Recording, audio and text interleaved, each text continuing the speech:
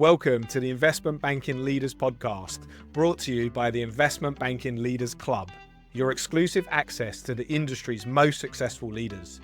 These experts have closed thousands of deals, generating hundreds of billions of dollars, and they're here to share their strategies, insights, and leadership lessons that can fast-track your career. But the learning doesn't stop here. Join the Investment Banking Leaders Club at ibleadersclub.com for even more exclusive insights, leadership frameworks, and career accelerating resources and events. Thanks for joining us, and best of luck on your growth journey. I have another awesome guest for you today. I'm excited to be joined by a true innovator in the industry, John Stamatis. John is a managing director and co-head of North America at Howden Capital Markets and Advisory. He's been playing a pivotal role in building and leading the investment banking within the global insurance and reinsurance industry. Over the last decade, John has helped grow HCMA from its first hire to a nearly 50-person team, providing a full range of investment banking services with a unique focus on P&C insurance and reinsurance. His journey is far from traditional. Having started his career within the industry and started his banking career as an associate and accelerating through the ranks by embracing specialization, deep industry expertise, and a relentless focus on client service.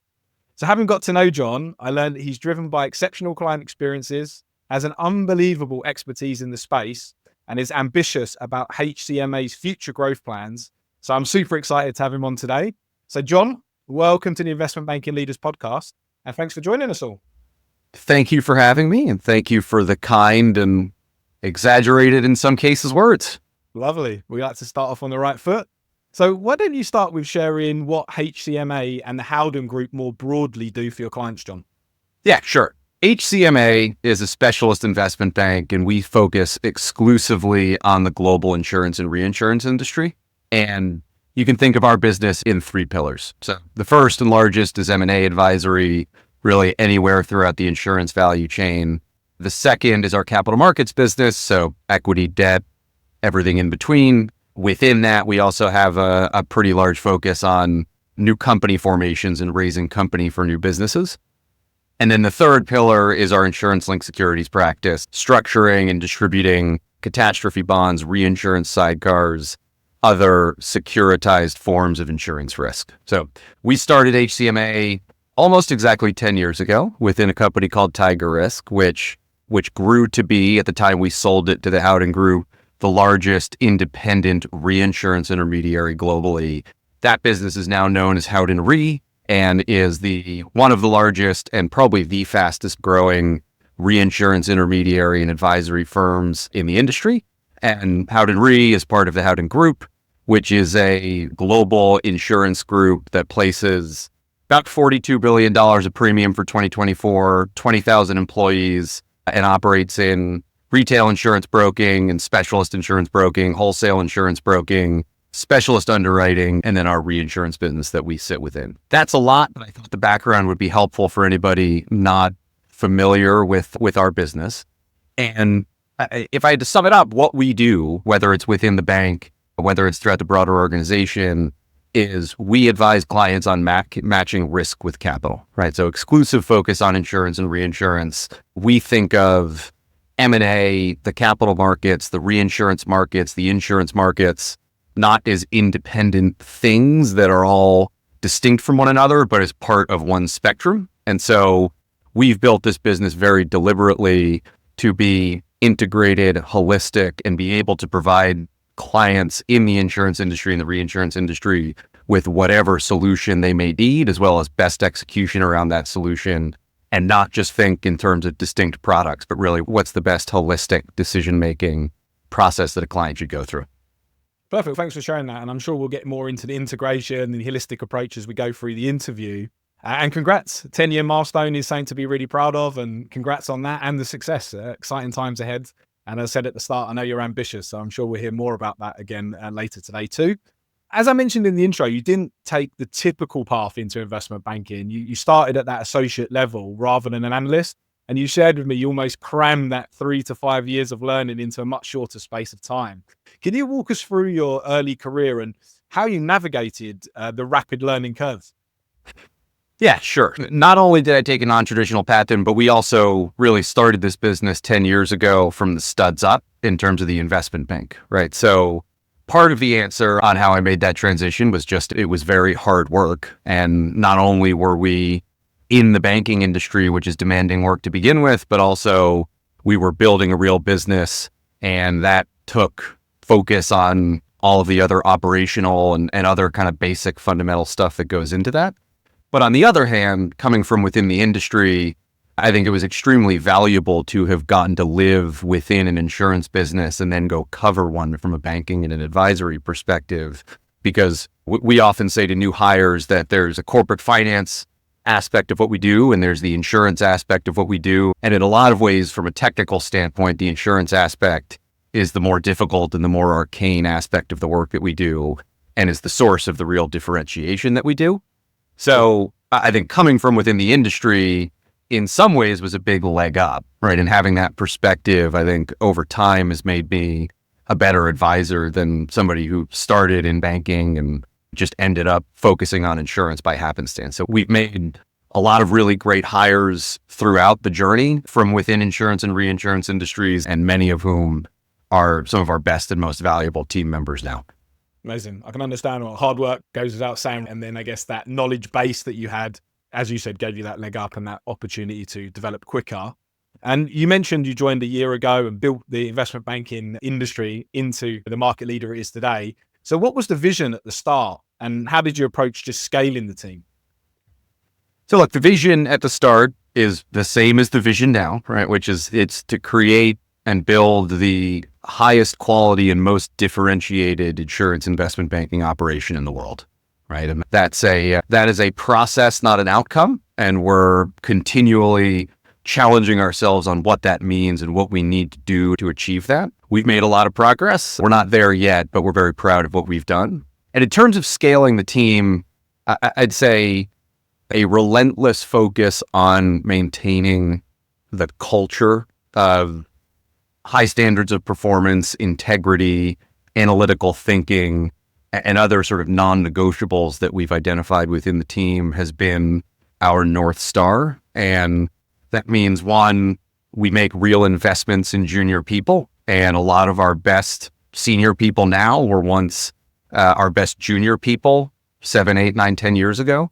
And two, we've been extraordinarily selective around external senior hires, right? And we've not chased growth or product expansion for its own sake, but added products, geographic capabilities, whatever it may be, when and as needed, and only after a very deliberate process to make sure that we are growing the team in the right way.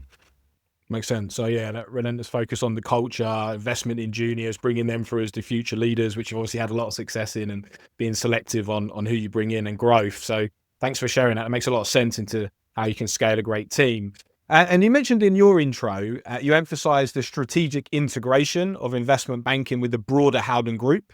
So can you share a bit about how this model enhances the client relationships and I guess creates new opportunities across the business as well? One thing that we have emphasized as we've grown the business from Tiger Risk was about 100 employees when I joined. Now we're part of a 20,000 employee group, is that everyone within the company, be it within the investment bank or a reinsurance operation or whatever it might be, is a risk capital and strategic advisor to insurance and reinsurance industry clients, right? We are very focused on building a best-in-class investment bank, but we're also conscious of the fact that we are part of a broader organization and that our clients may not always need a banking solution and may sometimes need a reinsurance solution or an alternative risk transfer solution or whatever it may be. We are able to differentiate by collaborating with our colleagues and thinking about those products not as distinct silos, but as part of an overall spectrum. For a given client, the need may be to lay off risk by raising capital or to lay off risk by executing a reinsurance transaction. Our goal is to be there for that client whenever they need that solution and really be able to execute it on it in the best way. Yeah, I love that. And I can understand why having different solutions available and not just focusing only on the banking solution can be really useful for your clients. You talked about collaboration, big organization as well. So have you got any Any tips or tactics on how you really foster that tight collaboration that you need to be able to be across all the products and offer the right solution to clients?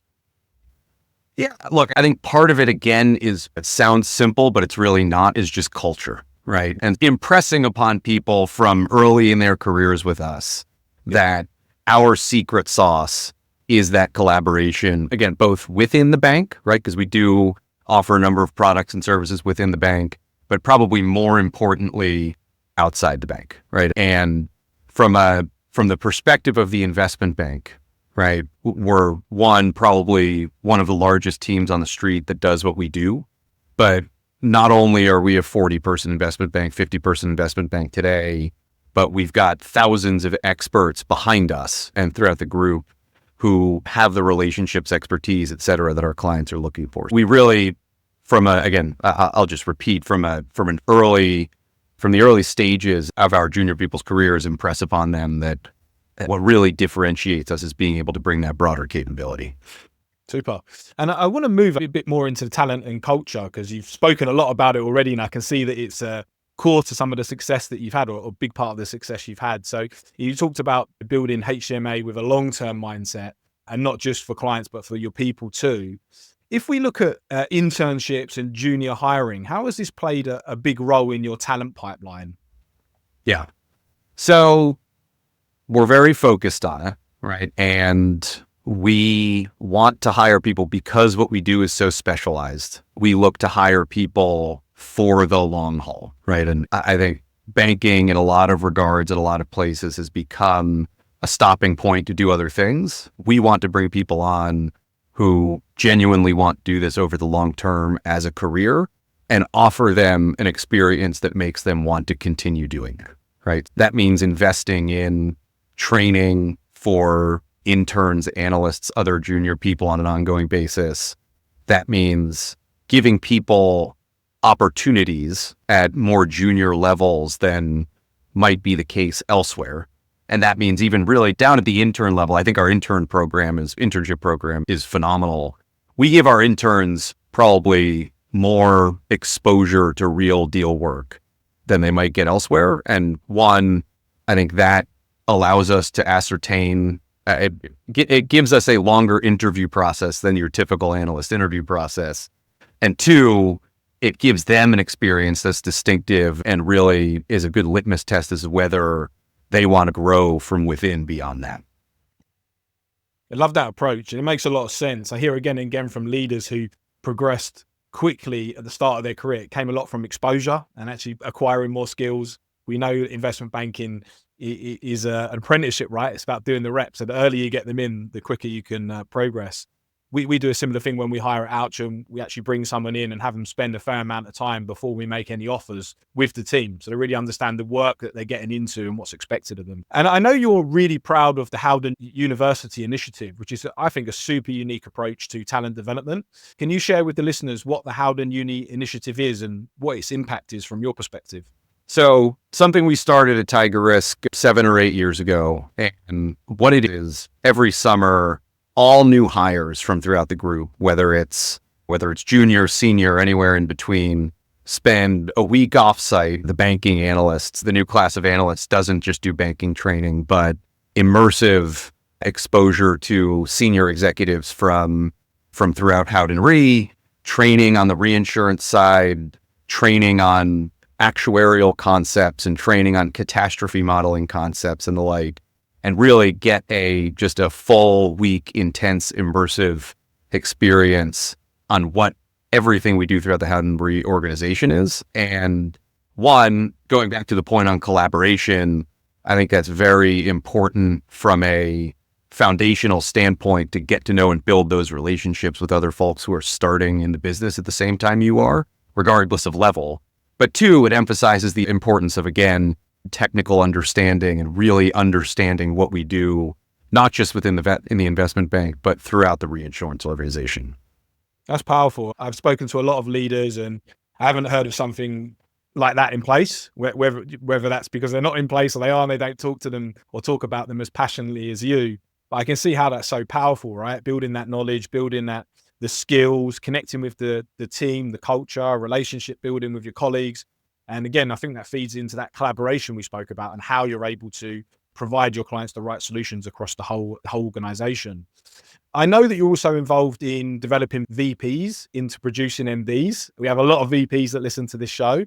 What does that transition look like? And how do you coach future leaders to take on more responsibility?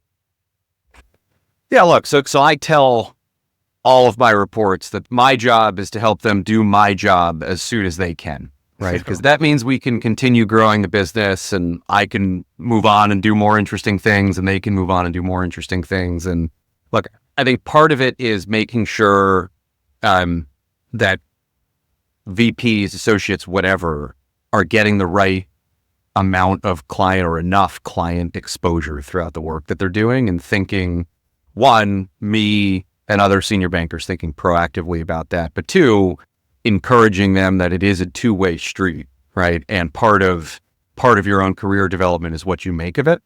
And so ensuring that not just that we're giving people the opportunity to go do something, but we're actually proactively pushing them to push themselves to get those opportunities and get those reps in client-facing situations, and in some cases, independent client-facing situations. And as we think about that transition, one, the insurance industry and the reinsurance industry is a huge industry with many players of varying types and sizes. The senior team is not going to come anywhere near covering that whole universe the way that we want to focus on our trusted relationships. So part of it is just lateral growth into different specialties where we might have where we may not have expertise today, or supplementing coverage in an area of the market that we're a little underweight, and starting to build those client relationships in a way that is accretive to the firm. And part of it is just setting the right goals, right? So sitting here at the beginning of the year, we're going through this process right now, but making sure that people are being deliberate about thinking about production and thinking about building client relationships rather than just checking off that they attended a meeting here and there. Yeah, I love that. And again, client exposure is the key there, isn't it? And like you say, doing the reps is the only way to really master it. And I like the fact that you mentioned that there's a proactive requirement as well, right? From the VPs looking to take that step into real leadership roles where they've got to go and find that part of the market where there's gains. So again, thanks for sharing. We've stopped in talent and culture for a while, and this is a leadership podcast. So I want to talk a little bit about leadership and also client coverage. I know that's one of your key responsibilities, and I know you shared with me bringing ideas, understanding client needs, and building relationships at the highest level is a key part of what you do day to day. It would be remiss of me not to capture some of that for our audience. So what's your approach to building long-term trusted relationships with clients? I think about this in a few dimensions. One, and the easy part, is just showing up and being there. It sounds simple and stupid, but being there in person with clients and really just building a personal relationship matters. But two, I think more important, particularly given the nature of what we do, is thinking genuinely proactively and genuinely rigorously about what are the ideas, opportunities, and challenges that are relevant to a given client, right? Because I think it's easy to maintain a relationship and ping somebody when there's something that's publicly for sale or whatever it may be, and be one of several bankers doing that. I think it's an entirely different and more difficult ball game to think, one, genuinely understand clients' businesses the way that they think about it and the things that are relevant to them. And then two, what are maybe the less obvious or more innovative ideas or transactions or whatever it might be that are genuinely accretive to their business that others may not be thinking about, right? And so I think living and dying by bringing ideas. I love hearing from a client, hey, that's the first time anybody's ever suggested that, right? Because it means that we are thinking about things in a different way. And then third, again, it sounds simple, but it really matters. Just delivering best execution and giving people an amazing experience on the transaction side. We're very fortunate to have had lots of repeat business from repeat clients and created relationships that have led to multiple banking transactions, but also, again, become broader relationships multi-million dollar reinsurance relationships of the firm through work that we've done as the bank. And we talk all the time about hunting on the farm, right? Like, how do we leverage close client relationships that we already have to continually help those businesses grow, improve, become more profitable, whatever it might be.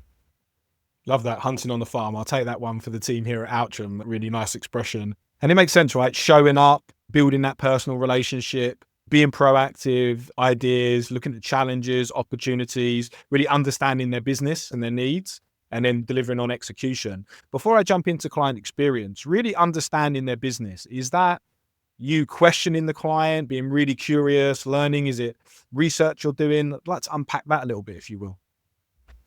Yeah, look, so I think that the most effective way to go about it is, there's lots and lots of public information available, particularly in the insurance industry, which is a very regulated insurance industry, right? So you've got public companies who file financials, earnings call transcripts, whatever it might be, and there's a wealth of information that's public about our clients.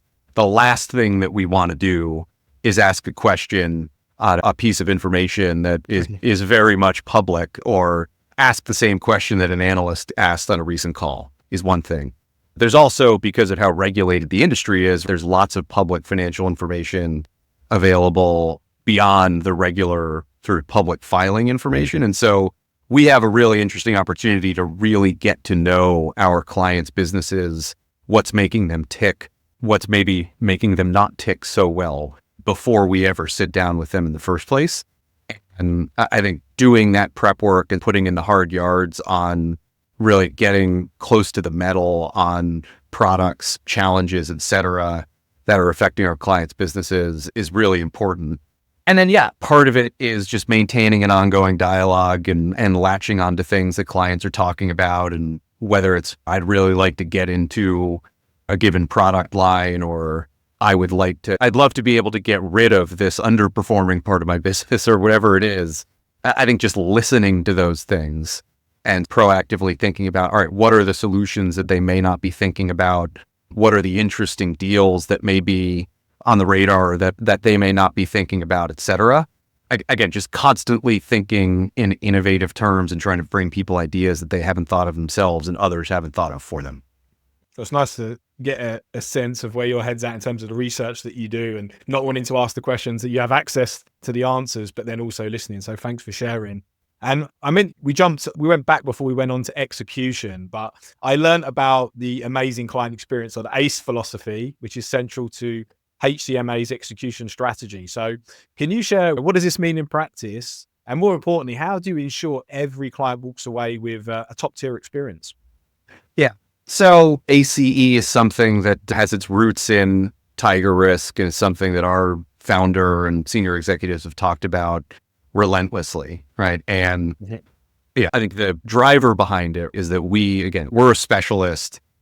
People don't hire us because they have to, because there's some other broader relationship with the firm. They hire us because they want to, and because they believe we will give them a better outcome and better execution than our competitors will, right? Again, some of it is just, ruthless focus on the blocking and tackling of executing a transaction, thinking ahead, anticipating pitfalls, all of they're cliches for a reason, right? But they matter, right? I think part of it is we maintain, in almost all cases, pretty heavy senior involvement in execution of deals, which allows us to make sure that we are consistently giving the best thinking and the benefit of all the experience of the firm to our clients. So we're not handing off transactions to junior bankers to go and execute and get whatever deal can be done. We are constantly thinking every step of the way from the top down on what is the best next step, what's the best answer for this client.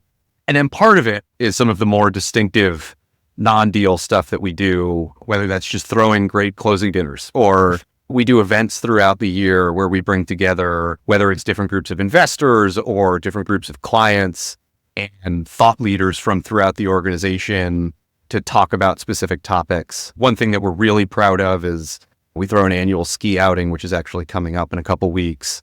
And something that literally 364 days of planning goes into. The first thing that we do after every event concludes is a debrief call the next day and start planning for the next year's event. And that's 80 or 90 insurance CEOs, reinsurance CEOs, senior private equity investors, other industry participants.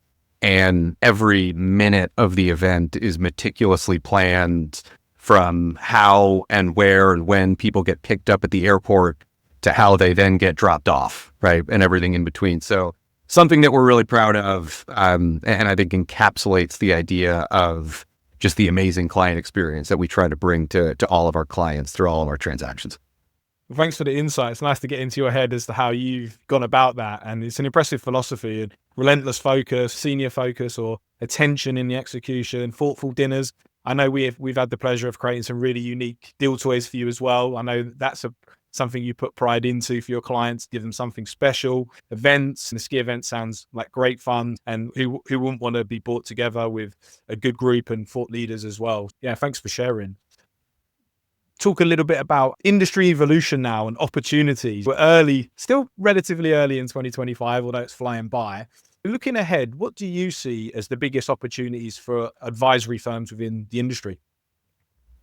Yeah, look, so I think this is a slightly self-serving comment, but specialty and special, right, will continue to matter more and more, right? And as the world has gotten smaller, as knowledge has become more commoditized, that knowledge, not experience, but knowledge has become more commoditized.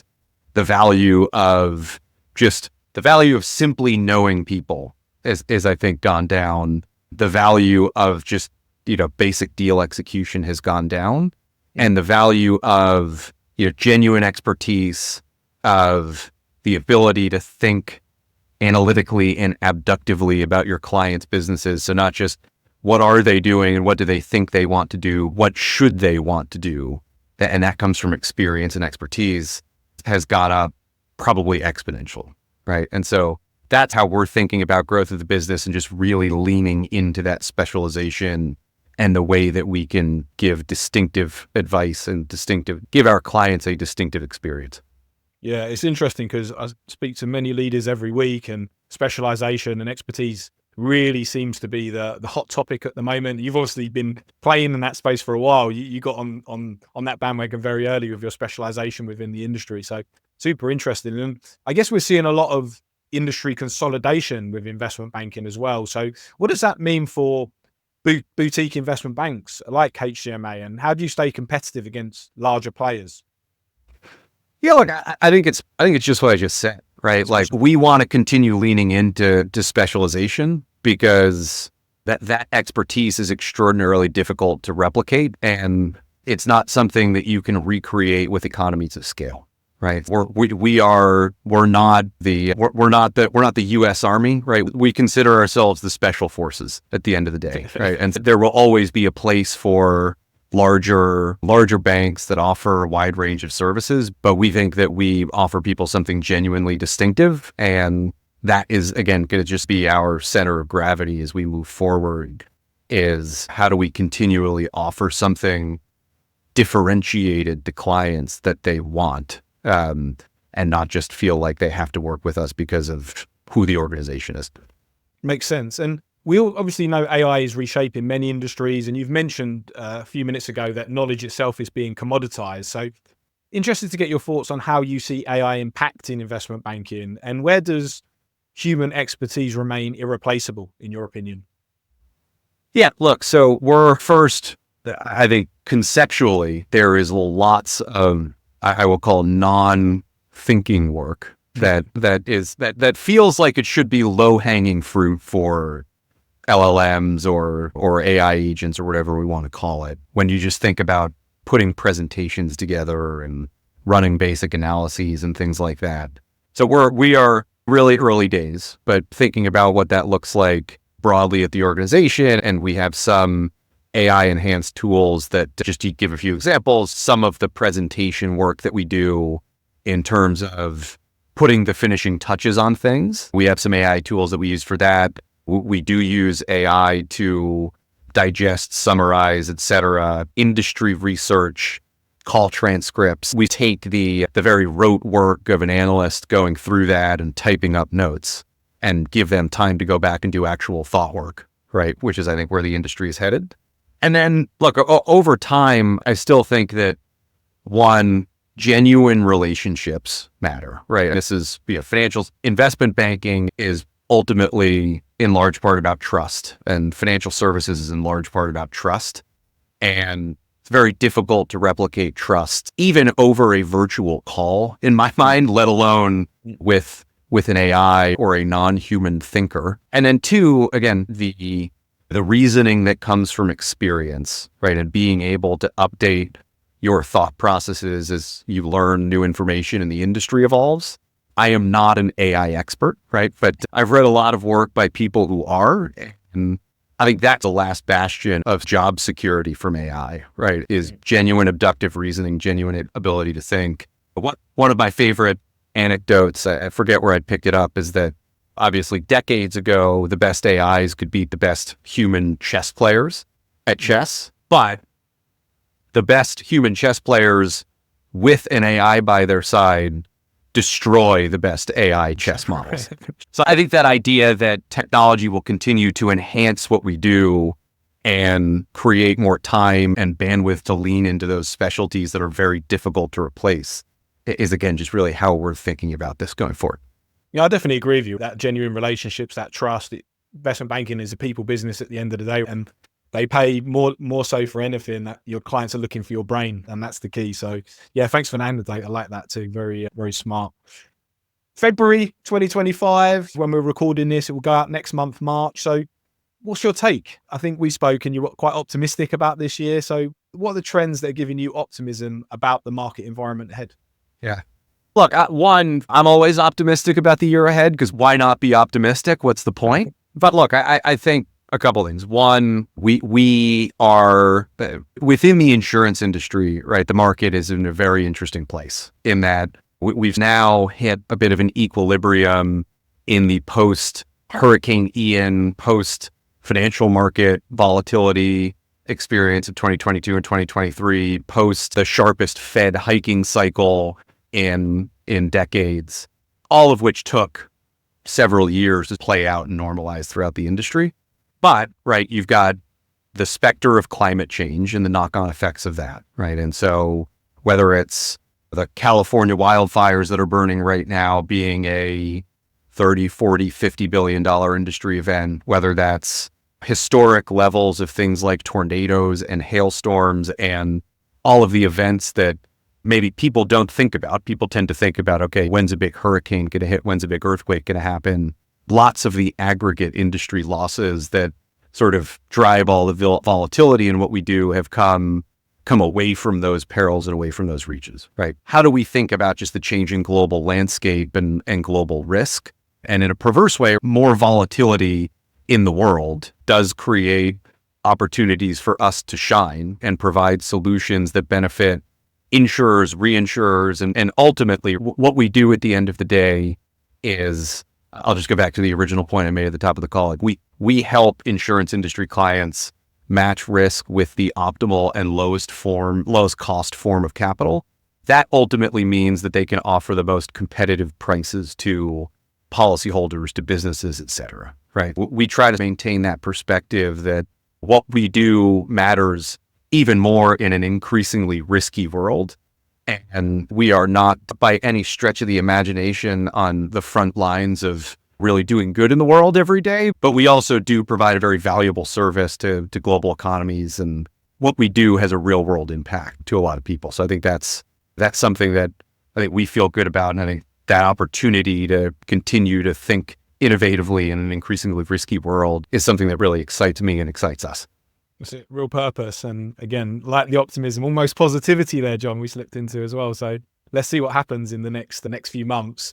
I always ask our guests, if you could go back and give your younger self one piece of advice when you were starting out, what would it be? It's a great question. And look, I would say that, and I'd give this advice to folks on the team as well, right? But just, I think that you're at any given point, you're more capable of but you're capable of more than you believe you are capable of, right? And I think particularly in banking, which is very hierarchical in nature, and that hierarchy serves a purpose, right? But I think it's easy to fall into the trap of, I'm an associate, I should only be really thinking about it, quote unquote, associate things, right? Or I'm a VP, I should only be thinking about VP things, and thinking earlier in my banking career about, all right, what do I need to do now to have really great client relationships in 3 years, 5 years, 10 years, and where do I have genuine skills that actually are valuable to clients? And that doesn't mean that junior bankers should take it upon themselves to go call a client CEO who they've never met. But I do think that just that perspective and self-awareness that you are very often more capable of what you may think you are, or what your title may suggest or whatever, I think is a great mentality to have as you build your career. Yeah, I agree with you. I love that. And I think it comes back to owning your career path, right? Playing at the role above, I hear a lot. Getting a mentor. So I think one of the reasons why mentorship early in your career, who can see that extra value or that give you that extra push, is so important. Believe it or not, we're moving towards the wrap now, John. So a couple of last questions. I'm a believer that as our readers, it doesn't have to be books these days, let's be honest, with podcasts and all the other materials out there. But what do you recommend that's had a big impact on you in your career? Yeah. So some of my friends give me crap about this, but I'm a voracious audiobook reader, and I count that as reading. Some people don't, but I think that from a career perspective, right, I think probably the most impactful thing I've read is a book called So Good They Can't Ignore You by Cal Newport. And the thesis of that is basically, this is a very flippant way of putting it, but following your passions is terrible career advice.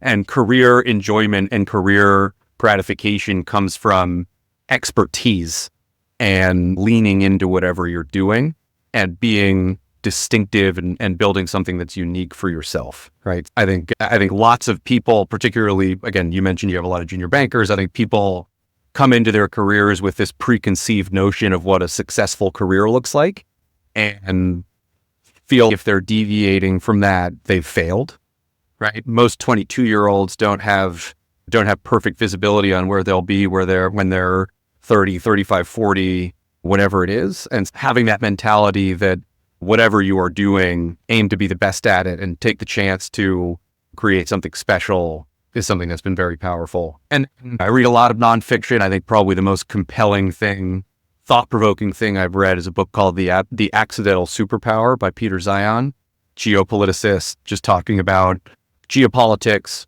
the impact of demographics on geopolitics. Just a fascinating, very thought-provoking, somewhat scary read, but one that I would definitely recommend to people as the world continues to get riskier in a lot of ways. Love that. Expertise and accidental superpowers. So we'll definitely pop those in the show notes for listeners who are interested in picking it up. And one final question before we leave today, John. What's the best piece of advice you've ever received? Yeah, this one matters quite a lot to me. And it's from my father, who's led an extraordinary life to date. I'm first generation American on my father's side. And his advice that he always imparted on me was, whatever you are doing, take pride in it and do the best job that you can on it, right? So whether that's something small, something big, just always hold yourself to the standards of your own capability. And I think that's served me extremely well throughout my career, right? Because when you're a junior banker moving footnotes around or reorganizing logos, it's easy to fall into the trap of thinking, hey, this is stupid and I don't want to do this, but just really taking pride in every step of the work and thinking about how that influences the bigger picture, I think has just been a really powerful North Star for me personally. Again, I think that's something we try to impart on the team, just take pride in every single step of the work and good things will happen. I love that. What a fantastic way to end today's show. Father's advice, good advice. And I really understand now a lot about how all this ties in, a lot of the things we've spoken about today. So John, thank you so much for sharing your insights, your experience. It's been an absolute pleasure having you on the show. All right. Thanks, Peter. Take care, John. This episode of the podcast was brought to you by the Investment Banking Leaders Club. And to keep leveling up your career, join the club at ibleadersclub.com for exclusive insights, leadership strategies, and career growth resources straight from the industry's top professionals. I want to say thanks to our key partner, Altrum, the global leader in financial deal gifts, awards, and recognition, for their ongoing support of our mission to empower both aspiring and senior investment banking leaders.